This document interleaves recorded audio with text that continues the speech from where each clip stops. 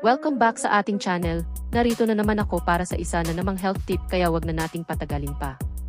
Ang pagkalagas ng buhok ay isang pangkaraniwang problema na nakakaapekto sa mga individual sa lahat ng edad at kasarian. Ang mga factor gaya ng genetics, hormonal imbalances, nutritional deficiencies, stress, at environmental factors ay maaaring dahilan sa labis na pagkawala ng buhok. Habang mayroong iba't ibang opsyon sa paggamot na magagamit, maraming tao ang naghahanap ng mga natural na alternatibo upang matugunan ang isyong ito. Ang mga herbal remedies ay ginamit sa loob ng maraming siglo upang mapanatili ang paglago ng buhok at maiwasan ang pagkalagas nito. Sa video na ito, ating tuklasin ang mga herbal na gamot na matatagpuan laman sa ating bahay at makakatulong na makaiwas sa pagkalagas ng buhok at mapanatili ang malusog, makintab na buhok. Number 1. Aloe vera.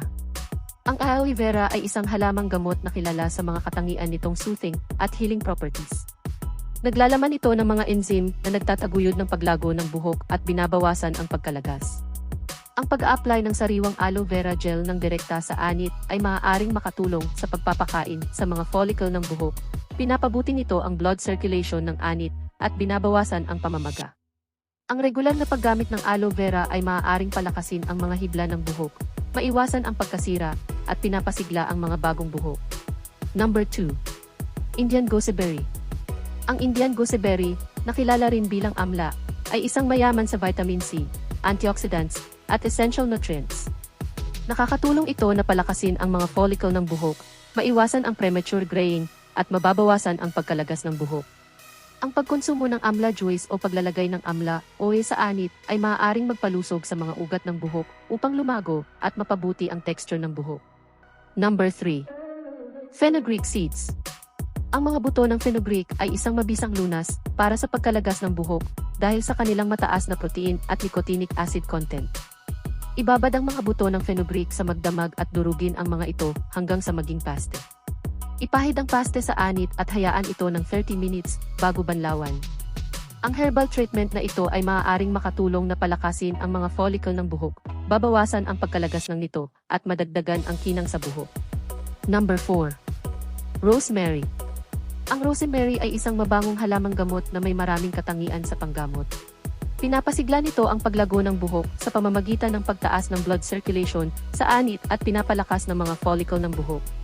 Gumawa ng rosemary-infused oil sa pamamagitan ng pagpapakulo ng mga dahon ng rosemary sa niyog o kaya olive oil. Regular na i-massage ang langis na ito sa anit upang gumanda ang paglago ng buhok, mababawasan din ang pagkalagas at mapangalagaan ang mga hibla ng buhok. Number 5. Hibiscus. Ang mga bulaklak at dahon ng hibiscus ay mayaman sa mga vitamins, amino acid, at antioxidant na nagpapalusog sa buhok at nagtataguyod ng paglago.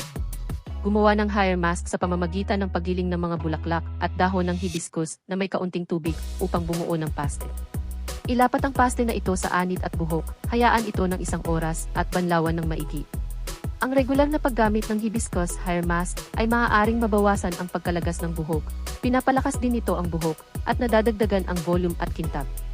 Number 6. Coconut oil. Ang coconut oil ay ginamit sa loob ng maraming taon bilang isang natural na lunas sa pangangalaga sa buhok.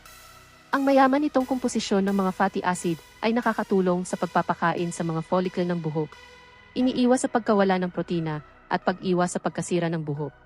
Ang regular na pagmamasahe ng maligamgam na langis ng niyog sa anit ay maaaring mapabuti ang sirkulasyon ng dugo, pinapalakas ang mga ugat ng buhok, at binabawasan ang pagkalagas nito. Ang mga herbal remedies na ito ay natural at epektibong paraan upang tugunan ang pagkalagas ng buhok at isulong ang malusog na paglago ng buhok. Ang aloe vera, Indian gooseberry, fenugreek seeds, rosemary, hibiscus, at coconut oil ay ilan lamang sa maraming halamang gamot na maaaring magbigay ng sustansya sa mga follicle ng buhok, pinapalakas ang bawat hibla ng buhok, at binabawasan ang pagkalagas ng nito. Gayunpaman, mahalagang tandaan na maaaring mag-iba ang resulta sa bawat individual at palaging ipinapayong kumonsulta sa isang healthcare professional o kaya sa isang qualified herbalist bago subukan ang anumang mga herbal remedies. Salamat sa panunood sa ating video. Huwag sanang kalimutan ay follow ang ating channel para sa mga susunod pang health tips.